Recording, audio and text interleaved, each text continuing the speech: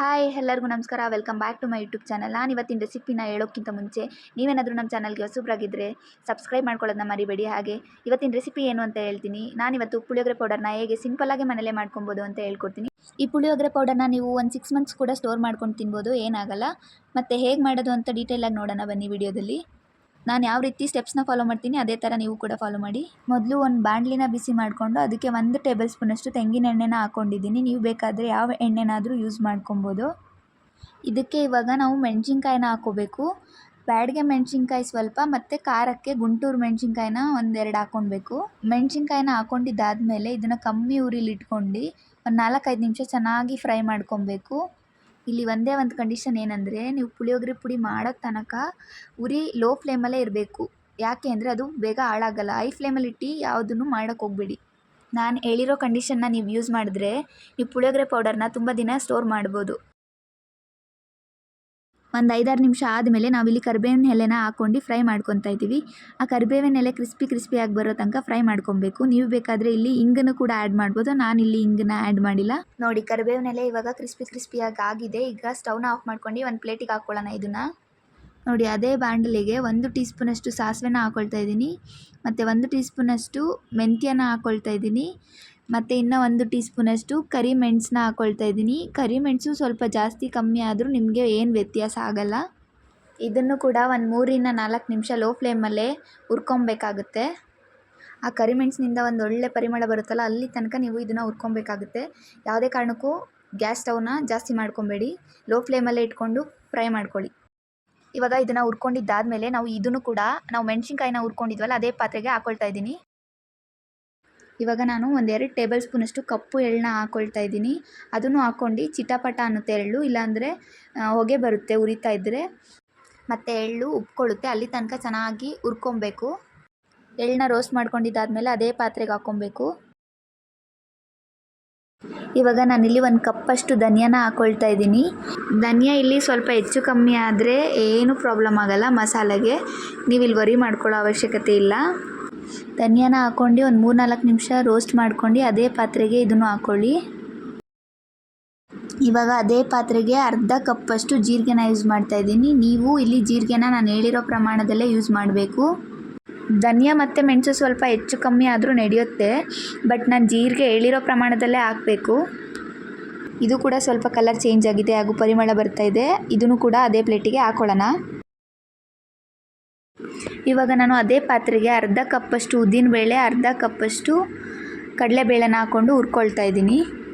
ಇದನ್ನು ನಾವು 10 ನಿಮಿಷ ಕಮ್ಮಿ ಉರಿಲೇ ಹುರ್ಕೊಳ್ಳೋಣ. ಇದು ಹುರ್ಕೊಳ್ಳಿಕ್ಕೆ ಸ್ವಲ್ಪ ಟೈಮ್ ತಗೊಳ್ಳುತ್ತೆ. ಅದು ಕಲರ್ ಚೇಂಜ್ ಆಗೋ ತನಕ ಹುರ್ಕೊಳ್ಳಿ.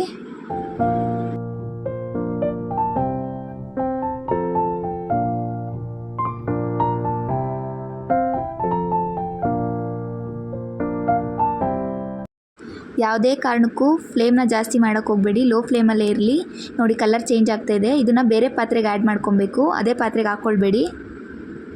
ಈಗ ಇದನ್ನು ಬೇರೆ ಪ್ಲೇಟಿಗೆ ಹಾಕ್ಕೊಳ್ತಾ ಇದ್ದೀನಿ. ಇವಾಗ ನಾನಿಲ್ಲಿ ಒಂದು 100 ಗ್ರಾಮಷ್ಟು ಹುಣಸೆಹಣ್ಣನ್ನ ತೊಗೊಂಡಿದ್ದೀನಿ. ಇದನ್ನು ನಾವು ಒಂದು 10 ನಿಮಿಷ ಚೆನ್ನಾಗಿ ಹುರ್ಕೊಳ್ಬೇಕಾಗುತ್ತೆ. ಈ ಹುಣಸೆಹಣ್ಣನ್ನ ಹುರ್ಕೊಳ್ಳೋದ್ಕಿಂತ ಮುಂಚೆ 2 ದಿನ ಬಿಸಿಲಲ್ಲಿ ಹಾಕಿ ಒಣಗಿಸಿದ್ರೆ ನಮಗೆ ಫ್ರೈ ಮಾಡ್ಕೊಳ್ಳೋಕ್ಕೆ ತುಂಬಾ ಈಸಿ ಆಗುತ್ತೆ. ತುಂಬ ಕಡಿಮೆ ಸಮಯದಲ್ಲಿ ನಾವು ಹುಣಸೆಹಣ್ಣನ್ನ ಫ್ರೈ ಮಾಡ್ಕೊಬೋದು.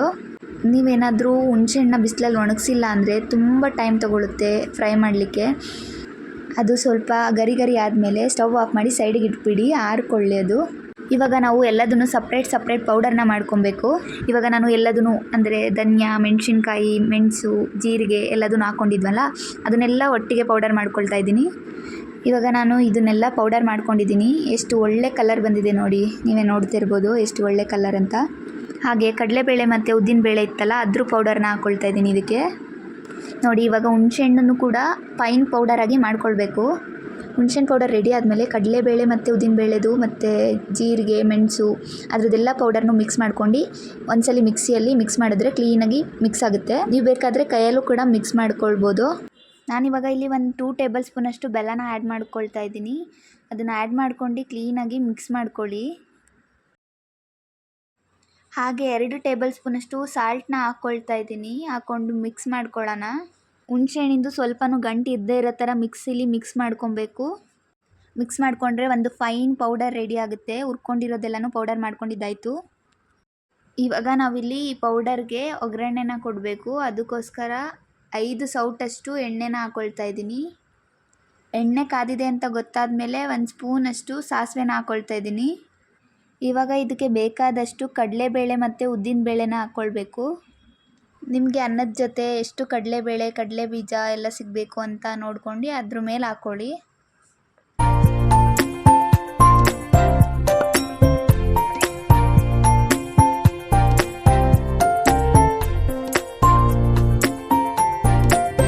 ಒಂದ್ಸಲಿ ಕಡಲೆಬೇಳೆ ಕಂದು ಬಣ್ಣಕ್ಕೆ ಬಂದಮೇಲೆ ಕಡಲೆ ಬೀಜನ ಹಾಕ್ಕೊಳ್ತಾ ಇದ್ದೀನಿ.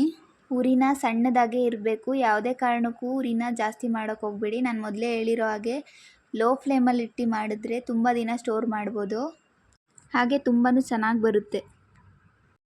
ಇವಾಗ ಕಡಲೆ ಬೀಜ ಕಂದು ಬಣ್ಣ ಚೇಂಜ್ ಆಗ್ತಾಯಿದೆ. ಆವಾಗ ನಾನು ಕರಿಬೇವಿನ ಸೊಪ್ಪನ್ನ ಆ್ಯಡ್ ಮಾಡ್ಕೊಳ್ತಾ ಇದ್ದೀನಿ ಮತ್ತು ಒಂದು 4 ಮೆಣಸಿನ್ಕಾಯಿನ ಮುರಿದು ಹಾಕ್ಕೊಳ್ತಾ ಇದ್ದೀನಿ.